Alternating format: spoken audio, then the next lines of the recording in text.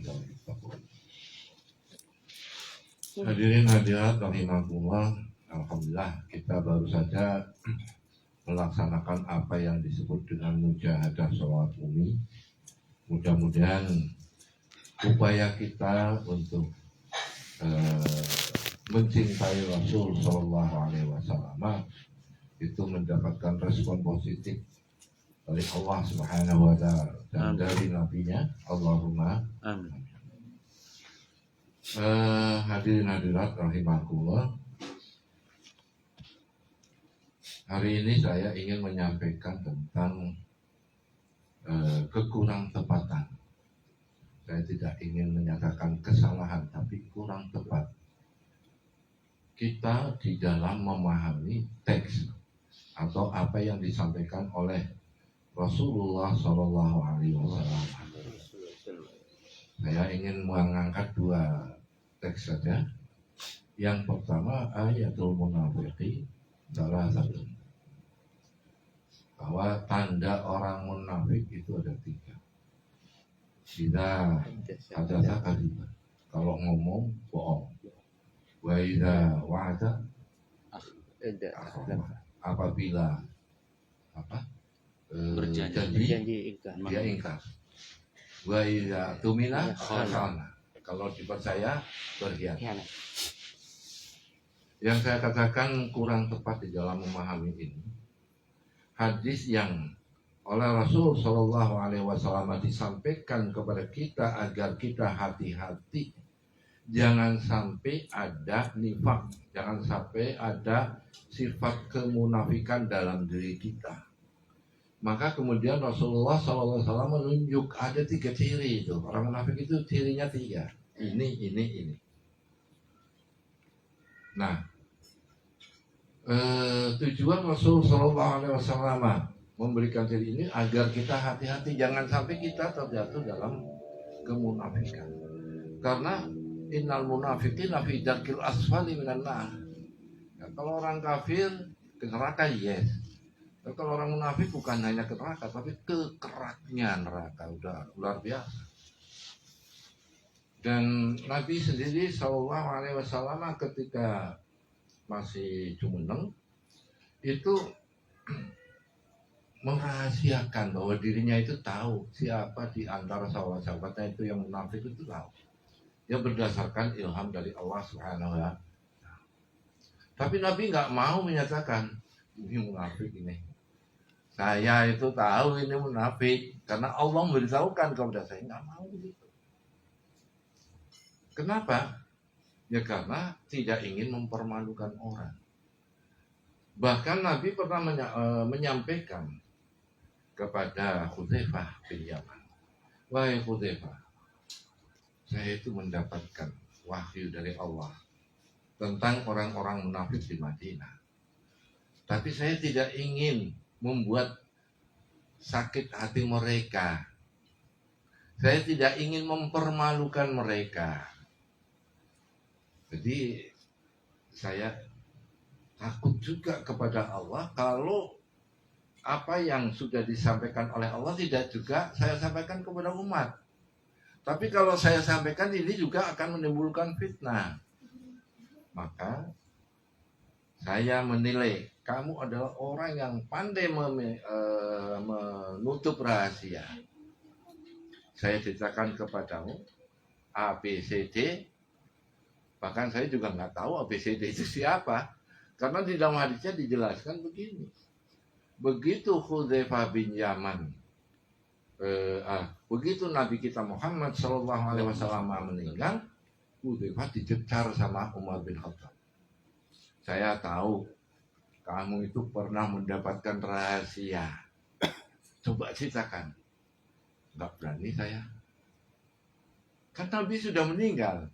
Iya, tapi pesannya itu kamu jangan menceritakan kepada orang lain. Saya nggak berani menceritakan kepada orang. Sehingga Hudzaifah bin Yaman juga nggak cerita, ya makanya saya katakan tadi ABCD-nya siapa itu ya nggak tahu. Tapi yang jelas Nabi pernah menceritakan kemunafikan orang-orang Madinah demi untuk apapun yang datang dari Allah beliau sampaikan kepada umat. tapi dirahasiakan sedemikian rupa. Nah, kembali ke ayatul munafik tadi, yang ditujukan agar kita hati-hati jangan sampai jadi munafik. Kalau ngomong yang benar, jangan suka bohong. Ini tentang bohong. Imam Bukhari ketika beliau mengumpulkan hadis, perawi-perawi itu dia nilai semua. Kalau perawi itu pernah bohong, nggak dipakai itu informasinya, hadisnya nggak dipakai. Saking hati-hatinya, ratusan ribu hadis hanya menjadi 4.000 hadis. Diperas demikian rupa, mana yang paling benar menurut penilaiannya. Nah, yang saya juga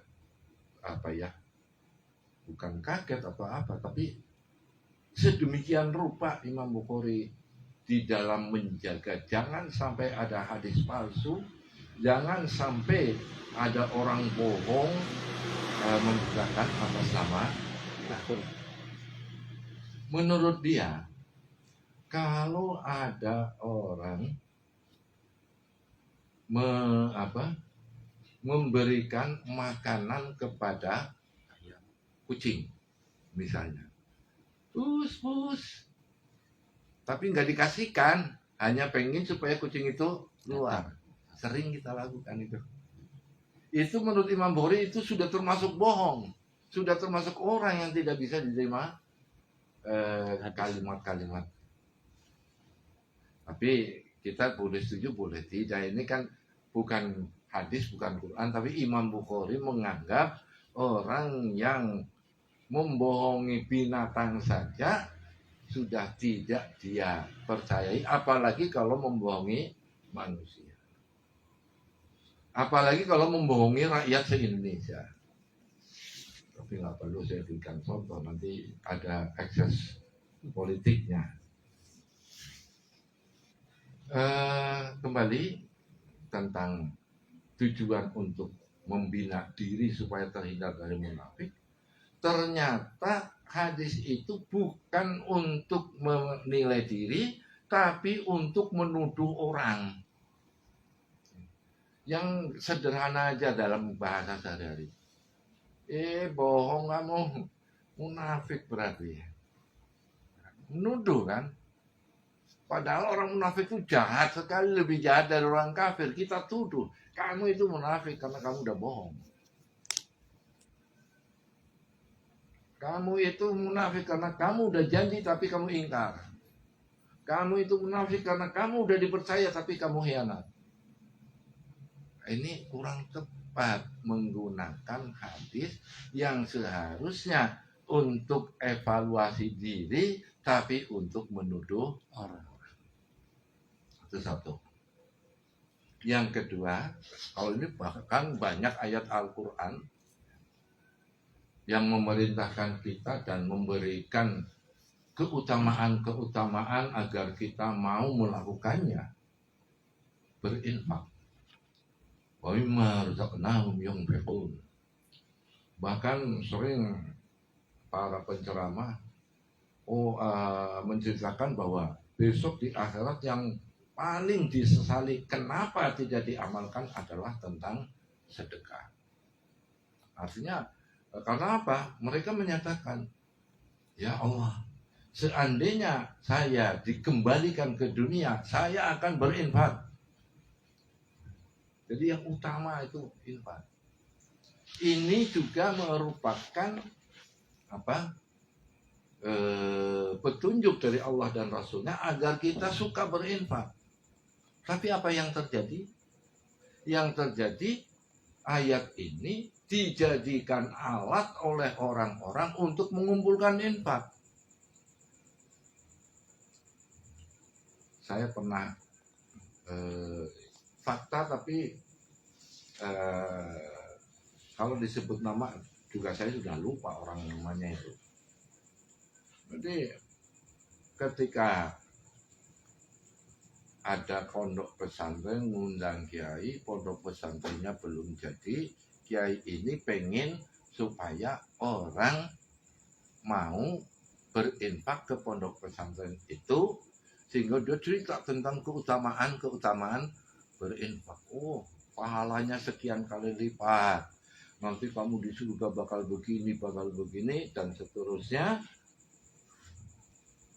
Begitu diminta infak dari jamaah, kiainya yang tidak memberikan infak. Alasannya, saya kan sudah berinfak tausiah, jadi saya nggak punya apa-apa, saya bisanya cuma begini. Nah, sama yang punya duit yang berinfak itu masih bagus. Tapi yang ingin saya katakan di sini itu adalah orang yang suka membaca ayat Al-Quran maupun hadis tentang kebaikan, tapi bukan agar supaya kebaikan ini menjadi merata diamalkan oleh semua umat Islam, tapi tujuannya untuk kepentingan dirinya sendiri. Saya mau posting di Facebook, kemudian ada yang merespon. Yang merespon sebenarnya ya katakanlah lebih pintar dari saya, wong dia teman kuliah waktu di Perguruan Tinggi Ilmu Al-Quran Jakarta. Dia meresponnya begini, Pak Kiai, itu kita itu harus bagaimana?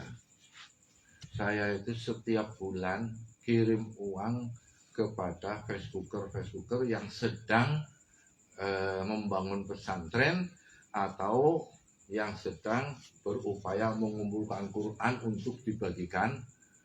Itu kan ada. Nah, teman saya itu, tapi kayaknya di daerah saya kok nggak ada pesantren atau masjid yang kebagian. Terus diajarkannya kemana? Kalau kemudian tidak diajarkan, terus uang saya yang setiap bulan saya kirim itu kemana?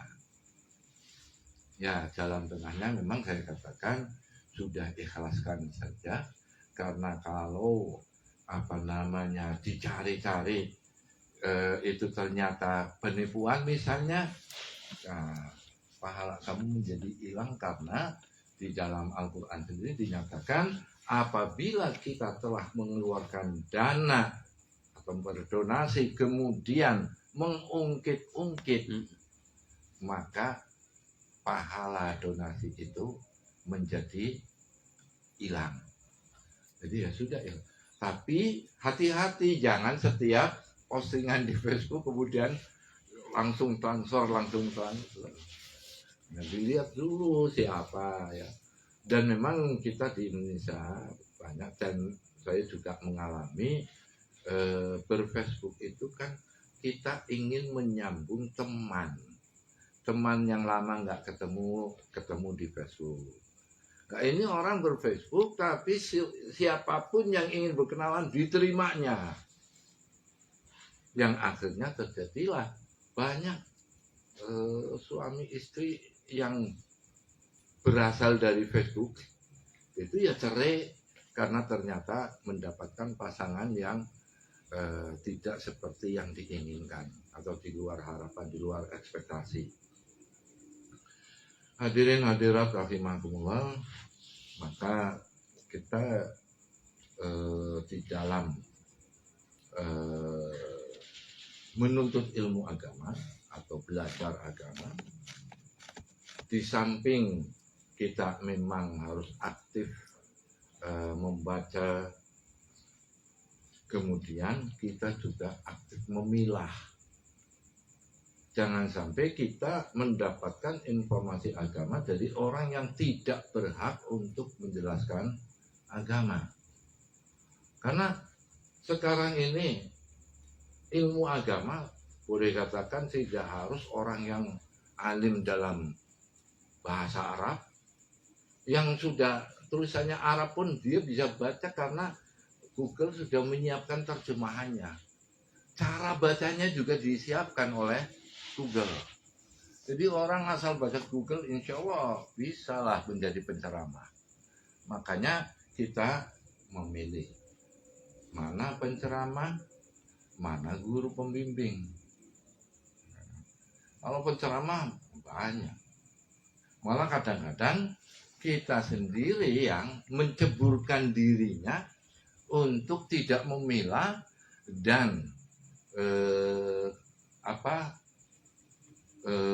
kriteria yang akan diikuti itu sangat longgar. Pokoknya siapapun kalau bicara agama terus bahasa Arabnya agak fasih, wah itu guru itu. Akhirnya banyak orang yang terjebak. Nah, saya tidak ingin pengamal sholawat Umi bernasib seperti mereka yang tidak mengamalkan sholawat Umi. Karena apa? Karena pengamal sholawat Umi itu seandainya di dalam mengikuti penuh dengan ketulusan, tidak harus dengan pemahaman. Ini juga sering saya sampaikan. Karena ada sebagian penceramah yang mengatakan nggak paham terus untuk apa, nggak ngerti terus untuk apa, kan nyapek-nyapekin.